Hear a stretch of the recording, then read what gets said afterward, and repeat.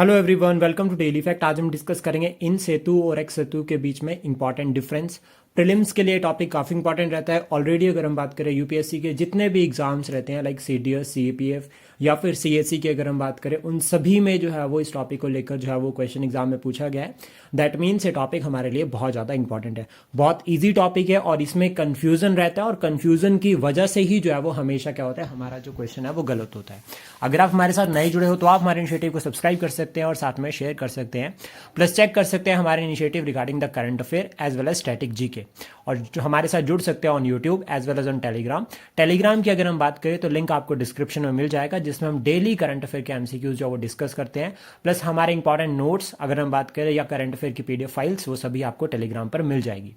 इन सेतु conservation की अगर हम बात करें, बिल्कुल बेसिक और बिल्कुल आसान अगर हम लैंग्वेज में अगर हम इसको समझे, जब भी हम क्या कर रहे हैं, कोई भी स्पीशीज़ है, चाहे वो प्लांट है चाहे वो एनिमल है, कोई भी लिविंग ऑर्गेनिज्म है, जब हम उसको कंजर्व कर रहे हैं, हमें पता है कि ये स्पीशीज़ जो है वो खतरे में है। ठीक है, यहाँ पर इस स्पीशीज़ को जो है वो नुकसान हो सकता है।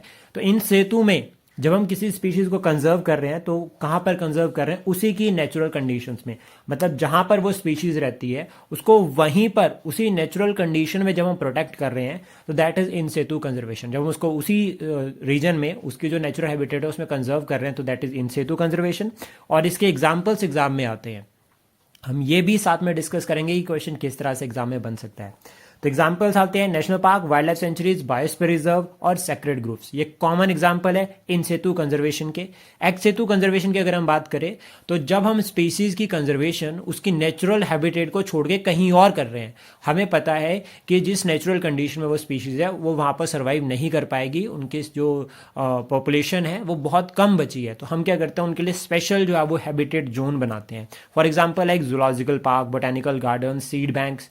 जब हम ये बनाते हैं, ठीक है, और उनको वहां से लेकर आते हैं और फिर इनके अंदर कंजर्व करते हैं, तो that is your x Setu conservation. मतलब नेचुरल हैबिटेट से बाहर जो है वो हम कंजर्व कर रहे हैं स्पीशीज को।